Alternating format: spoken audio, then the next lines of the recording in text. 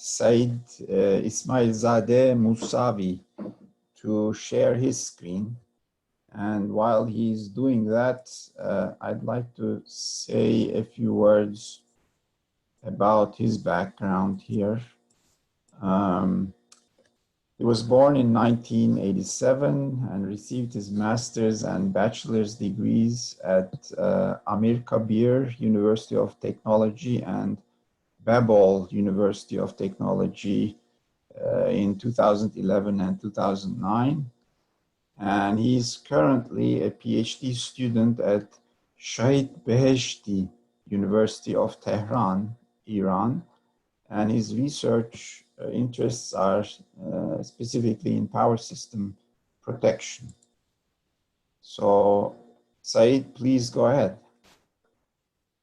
Okay, can you see my screen? Yes.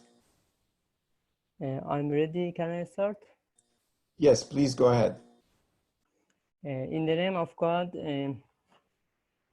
I greet all the participants in the Power System Competition Conference who hear my voice, especially the chairman of this session, Mr. Abur. I would also like to thank the organizer of this virtual conference for giving us the opportunity to discuss ways to solve the problems of power systems. I'm Seyed Esmaeilzadeh and would like to present a report on the results of research entitled Wide Area Backup Protection Scheme for Distance Relays Considering the Uncertainty of Network Protection. I hope that the content prepared for the listeners will be useful and interesting to them.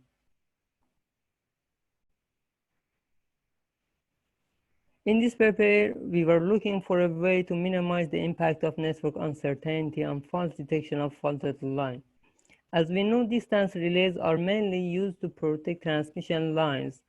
If local distance protection is the basis for detection and elimination of faulted line, the occurrence of accidental phenomena can overshadow the performance of the protection system.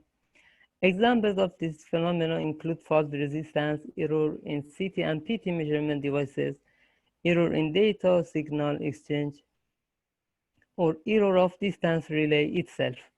So instead of relying on the data of one protective equipment, this method uses a set of distance relay data. As a result, the location of fault on each line is result of the performance of the relays that have the ability to detect the fault on the same line.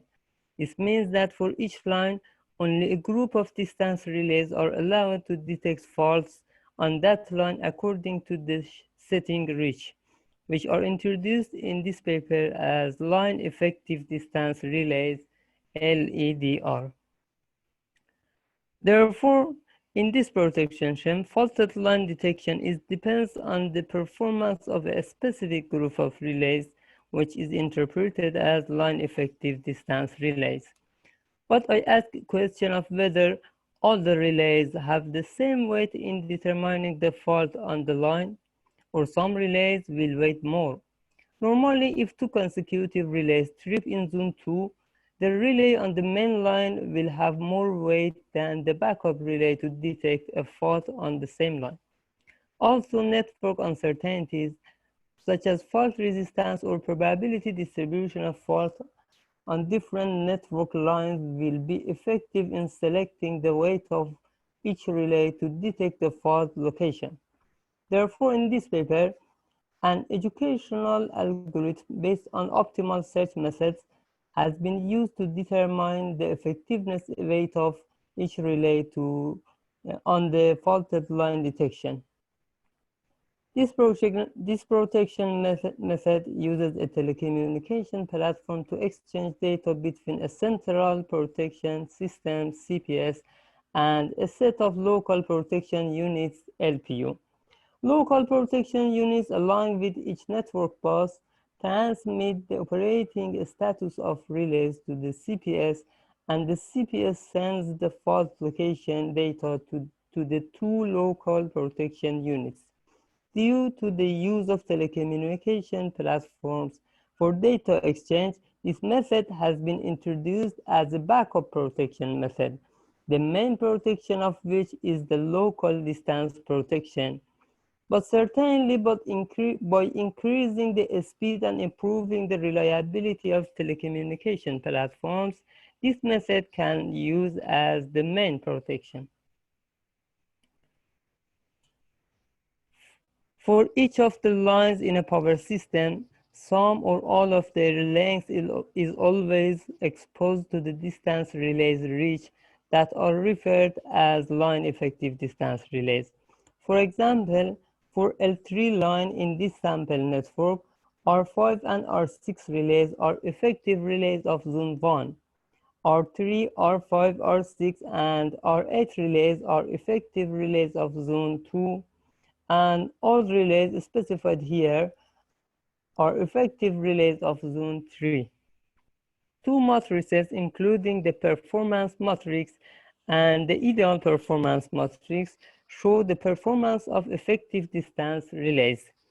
Both matrices are defined separately for three different protection zones. The performance matrix has only one column, the elements of which indicate the status of trip or non-trip of all relays after the fault. Therefore, in this matrix, we'll have different elements in different faults, the value of which are collected by the local protection units. In contrast, the ideal performance matrix has fixed elements and is calculated only once. The number of columns in this matrix will be equal to the number of grid lines, and for each line its effective relays have 1 values and the remaining will have 0 values. In the purpose protection scheme for each network line, operation function and expectation function are defined. These function values are defined as the sum of the weighted column elements in the performance matrix or ideal performance matrix, respectively. Performance matrix for operation function and ideal performance matrix for expectation function. Finally, the line objective function includes the ratio of the operation function to the expectation function value is calculated separately for each line, and the line objective function with closer value to the number 1 is determined as the faulted location. The type of uncertainties considered in this method is not limited to specific cases, and as an example can include the following: fault type, relay failure, fault location, fault resistance, measurement error, data exchange error, and so. The present table shows the possible distribution type for each of the uncertainties. For example, to select a line for random fault, a discrete uniform distribution with equal probability of occurrence on the lines has been used. Or for CT and PT measurement error, normal distribution with zero mean and standard deviation of maximum error has been used. The fact is that in this method, the effect of uncertainty phenomena is seen in the form of weighting factors of protective elements. By using optimal search methods, the best value of weighting factors is calculated for determination of the location of the fault. The flow chart shows how to determine the optimal weighting factor using the genetic algorithm. In order to obtain optimal weighting factors using genetic algorithm, network information and the probability distribution of network uncertainties are obtained in the first step. Then the weighting factor with the number of effective relays of all network lines are searched in a search space for all three protection zones. Then 100 points of the network in different situations are assigned as fault locations using probability distribution of random events, and accordingly, the performance of all relays protective elements is obtained under presence of network uncertainties. By using the initial population for weighting factors, for each random fault generated, faulted line is determined based on new sham algorithm. Finally, genetic algorithm fitness function is defined as the square of the number of false detection. In this way, genetic algorithm determines the optimal values of weighting factors. This figure shows the trend of improving the coefficients of weighting factors and its final values to achieve the best value of the fitness function in a network with 72 weighting factors. For implementation of this scheme on a sample network, it must be determined the possible uncertainty and probability distribution of each event. After this, ideal performance matrix is calculated considering LEDRs related to each line. Also, as in this figure, the optimal value of weighting factors matrix elements are determined based on genetic algorithm. Both matrices is stored for each network operating configuration in offline mode to be used in computational steps of protection algorithm. But in online mode, after a fault occurs on a network, LPUs transmit the value of the local distance relay protection loose elements to CPS, and central processor forms performance matrix based on the received value. Finally, desired line is determined by comparing the objective function values of all lines.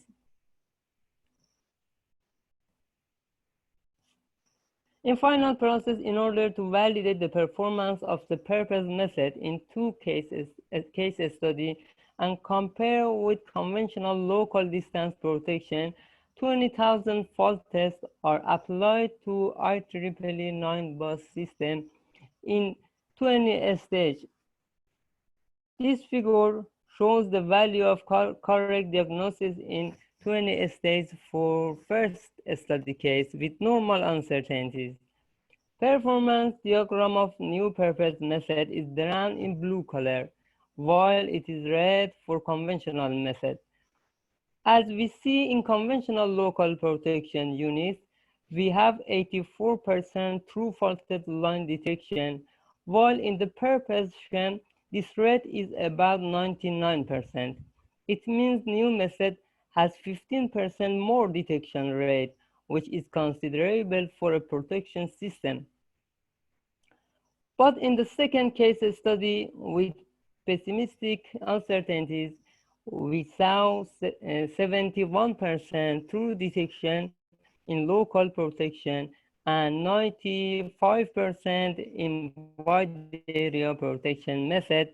As in previous case study, new method has better performance in fault detection and less affected with uncertainties, such that the second scenario has reduced local protection performance by 13% compared to the first scenario, while the purpose method only affected about 5%.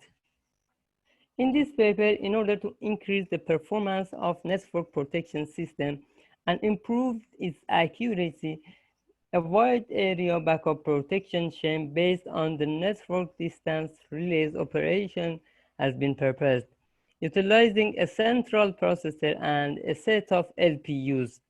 According to the results obtained in this paper, new purpose method has this valuable capability: resistant to network uncertainties, resistant to possible failure of some relays, low volume of data exchange between devices, no need for data synchronization, adaptable to new network design, responsive to multiple pre-designed configuration of a network, responsive to multiple pre-designed configuration of network, responsive in network with multiple natures, high accuracy and reliable results of the scheme.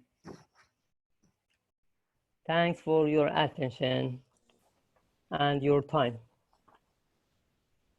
Okay, thanks, Seyed, for your presentation. And thank you also being within the time frame. We are doing well with time.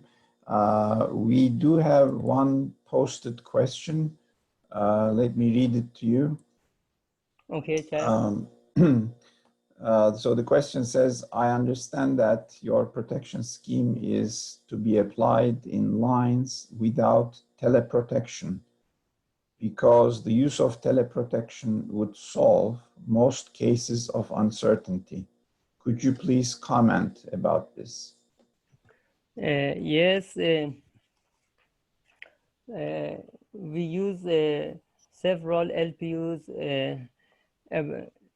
all around the network, and these LPUs send the operation status of distance relays to CPS, and we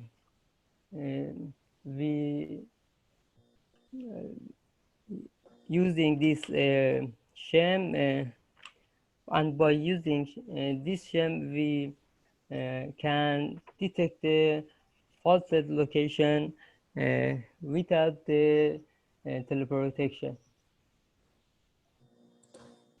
Okay, thank you. There are no other questions. I'd like to just ask you a brief question. Can you think about any improvements to your method? You know, if you had more time to work on this, what would you do to further improve your method? For improvement of this method, we think about all other random events can have bad effect on detection of fault, and this method can be more effective by more effort in improving the weighting factor with optimal search method. Okay. Well, thanks again for your presentation, and we'll ask you to stop sharing your screen, and then we'll move on to the next speaker. Okay, thanks. Thank you.